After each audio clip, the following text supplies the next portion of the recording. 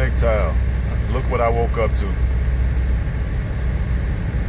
I'm at the tank wash in New Jersey. I'm up under the bridge. I can see the big pillars. I'm up under the bridge. And wasn't know where to park here when I got here. So I just parked by the stop sign. I've done it before, so nobody usually say anything to me, but I saw the little cones or whatever, but I didn't think they were working. But guess what? They go the backbone of the nation. And we infrastructure, delivering goods, the ports, planes, all the heavy lifting. This is who gets it done right here. These are same guys that are bashed and raked over the coals by women and the system. In cahoots with the system. Here's the backbone of your nation right here. I appreciate these guys because they came and asked me to move about 7 o'clock. It's about 7:30 now. And I just talked to another one and they was like, oh, you ain't got to move right now.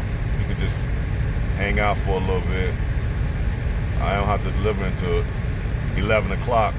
And it's only 19 miles to the customer that I'm delivering to. So I don't want to be too early because sometimes a lot of customers, they frown on if you come too early. I figured I'd just stay here until they actually tell me to move again. Some lady came and told me to move. So you see, I ain't went nowhere. Unless one of these guys tell me to move, I'm gonna stay right here until they tell me to move. These are the backbone of the nation. Okay? And they've been out here for at least, I think they got out here about 6. Started hearing noise around 6. But they hadn't asked me to move, so I just kept sleeping. Until the lady knocked on my door and asked me to move. I just want y'all to see. Men are still working during the crisis. See a few guys wearing masks, but majority of them not even wearing masks. Hell, some of them are not even wearing gloves. They're standing apart from each other, but they're working. During the crisis, when it comes to the heavy lifting jobs, we're gonna be working. It's gonna be a place for us. Now, all them corporate jobs, all that middle management, all of that might go somewhere.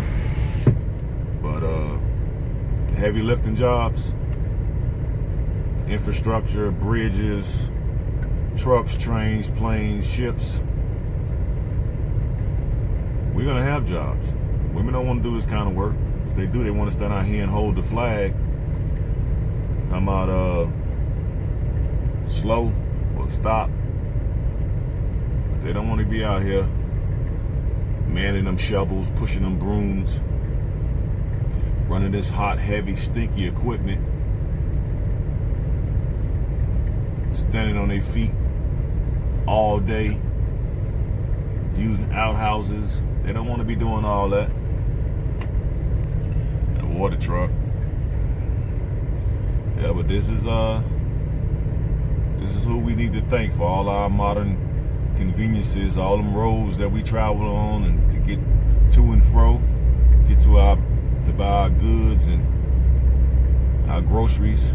This is who we need to thank. I know a lot of times we see these cats standing around, but you know, they got their process, we got our process. So I don't knock it. I appreciate them. You know, I appreciate them.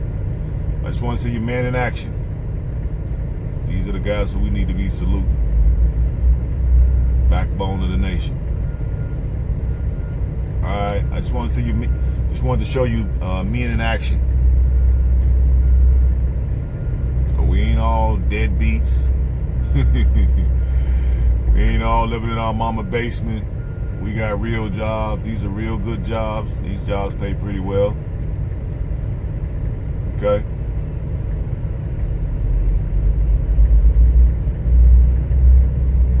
And you see, during a crisis, during a stay-at-home order or a shelter-in-place or what have you, during a pandemic, a lockdown, a lot of us gonna be still working, still making money, still receiving a paycheck,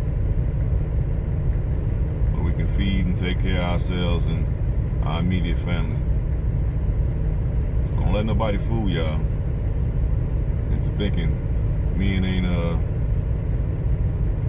on top of our grind. It's a lie. We are on top of our grind.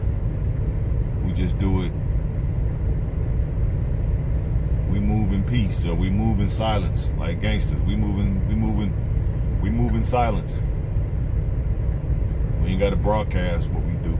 We just quietly get it done.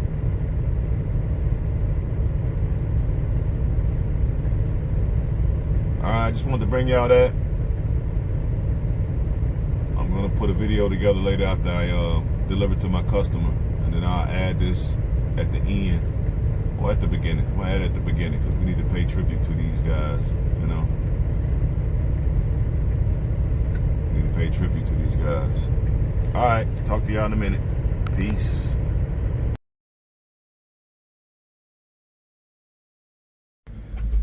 Morning, YouTube. It's your boy, Ferocious Mgtow. I said I was gonna come back to you all today with another video. I know you guys are quarantining, a lot of you all, and you can kind of like live vicariously through me since I'm out here getting it in, getting this bread. So I'm not doing much driving today. I'm only have to drive I think 20 miles. I thought it was 19, but it's like 20 something miles to my customer to deliver today. And so it's not much highway driving. It's mostly New Jersey city driving. So I can't really pay attention and talk to you guys while I'm doing city driving. I can do it when I'm on the highway, but I can't do city driving. So I said, well, since I got an hour to kill, let me go on and put together a video. I'm inside the tank wash,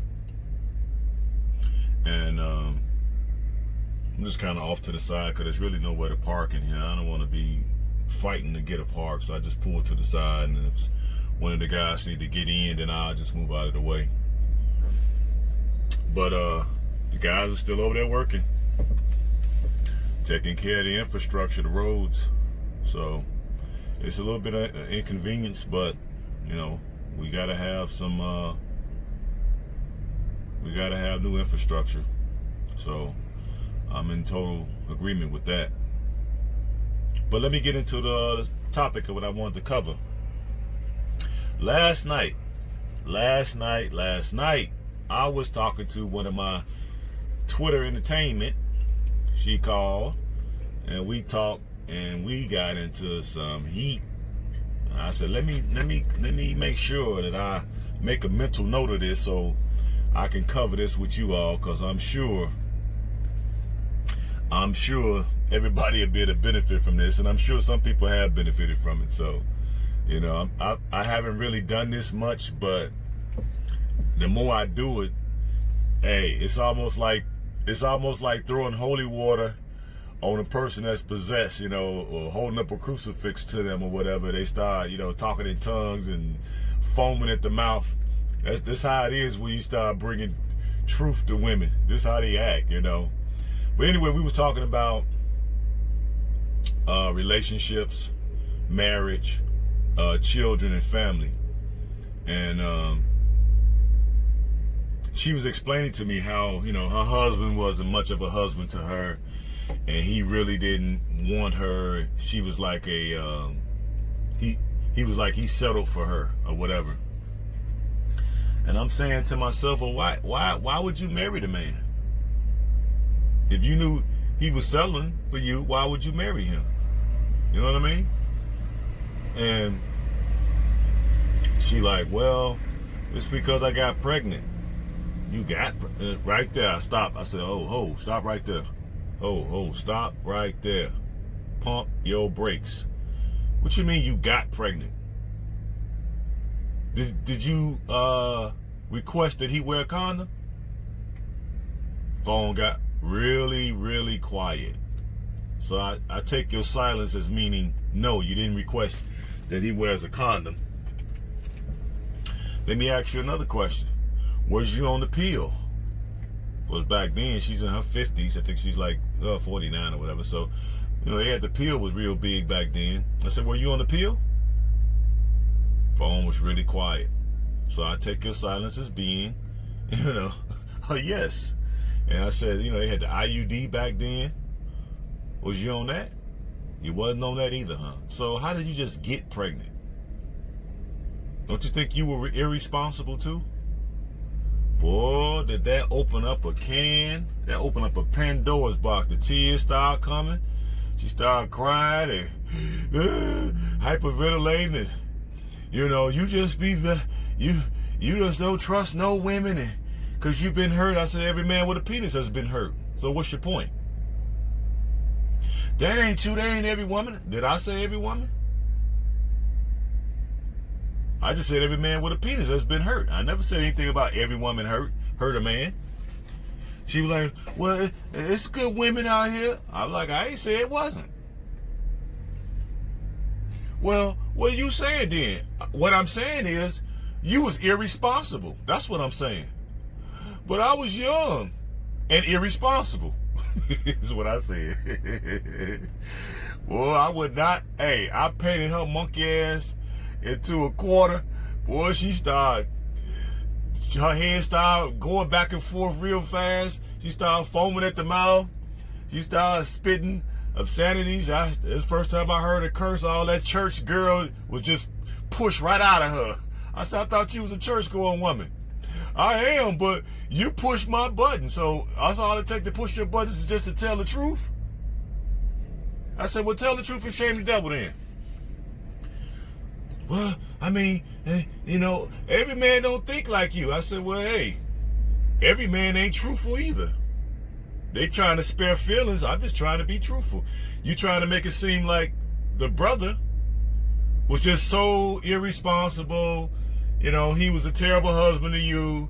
He was an okay father to the kids, but he was a terrible husband. Probably because he probably just wanted to, have fun. He probably wasn't thinking about a family at the time, which y'all was, doing what y'all was doing behind closed doors. He probably wasn't thinking about having no kids. He probably was trying to get a nut. He probably saw that fat booty and them luscious jugs.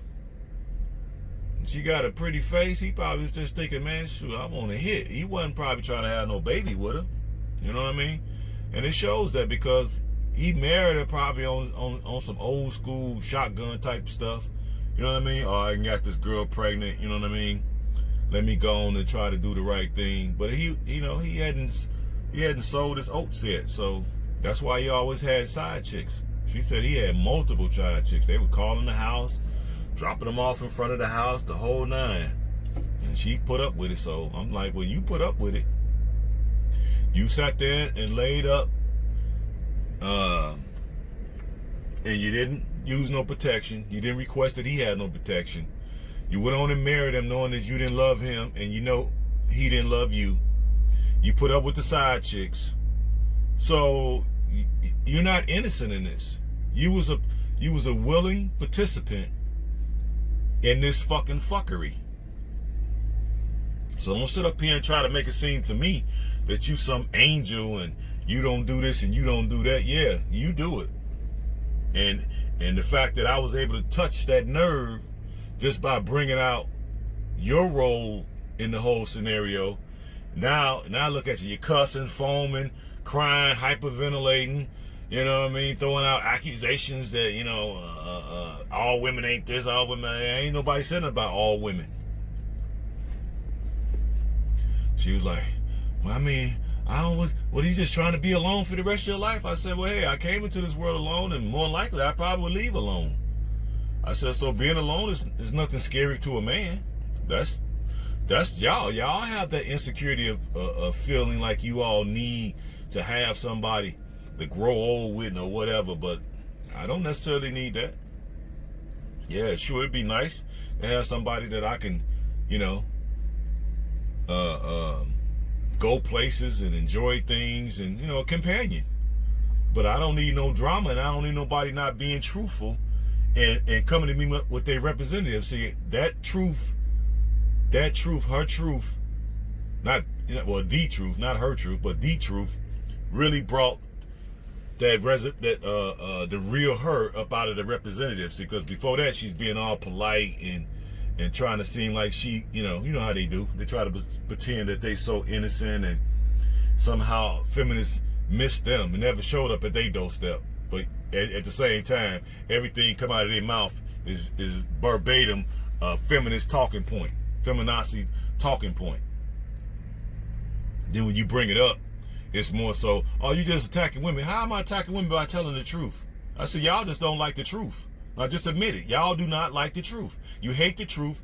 You like dealing in falsehoods. You like hiding behind this good girl image when everybody know the truth.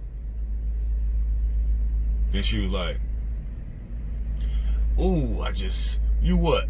You just wait. What you mean just wait? So I know she probably thinking, I can't wait to get this SOB in the bed and put it all on him and get him all sprung, and then I'm gonna start manipulating. That's what she think, but guess what? I'm gonna take advantage of all that, and as soon as she come with the manipulations, I'm gonna get ghost on her. You know what I mean? Hey, women play their cards like, I mean, just on the table. You can just see every move. Once you become red pill, you can just see all they moves. Because why would she say some stuff like, yeah, you just wait. You just wait for what? What are you talking about? It's obvious you feeling me. You know what I'm saying? She's been calling me every night, and we've been talking, and I haven't been biting my tongue. I've been letting her know where I'm coming from. She probably don't understand, because when she asks me, like, where you get these views from? These views are the truth. What are you talking about? Me ain't got a raw deal in the courts. We don't have any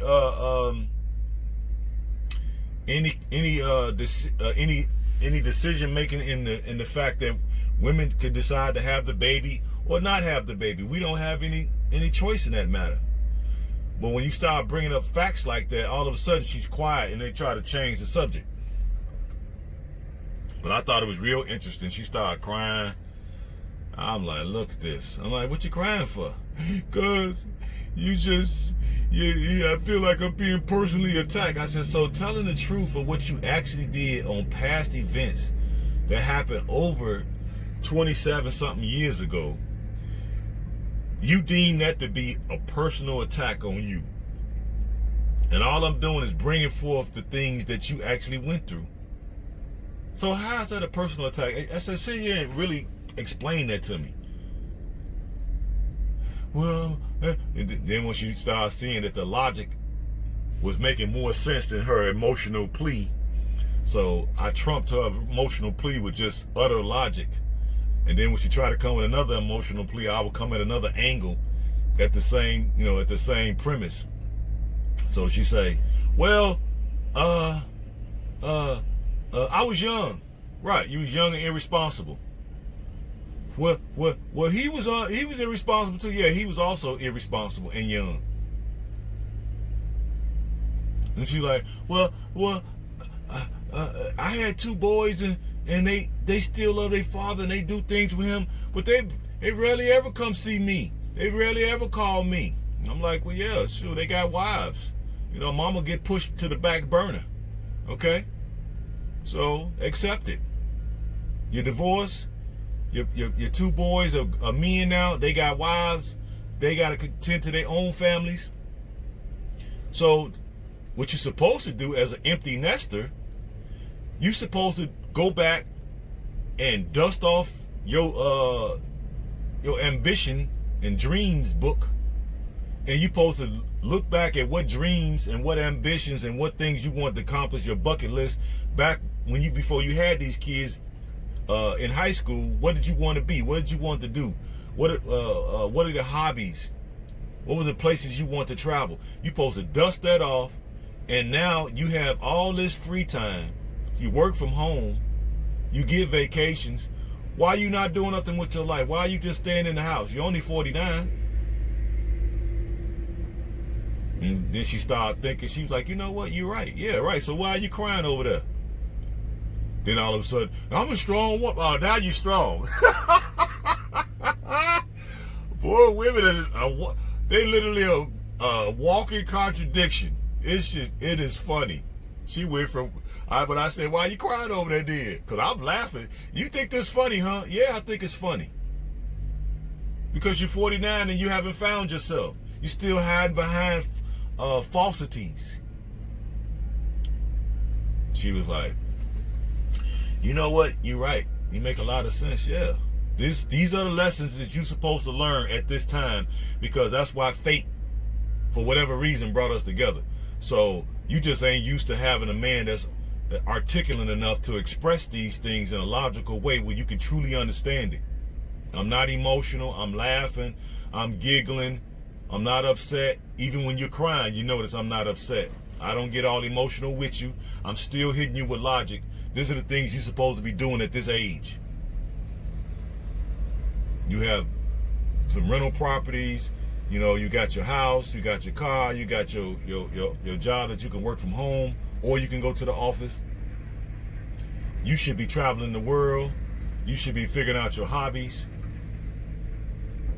You should be volunteering. You can go volunteer some of these shelters. It's all kind of things you can do. But instead, you just sit in the house moping because your life didn't go the way you planned it. Well, guess what? Welcome to life. Welcome to life. That's what I told her. Welcome to life. Now you either live it, you either get busy living or you get busy dying. Now pick your poison. I said, and she's like, well, yeah, because you have such an exciting life. Of course I do, because this is the life I want. I purposely got in this truck. I get to see the world, or get to see the country for free. And when I go to certain countries, go to certain states, I got friends in certain cities. And I'll get out the truck and call them and have them come get me. And in certain places I go, I just park the truck.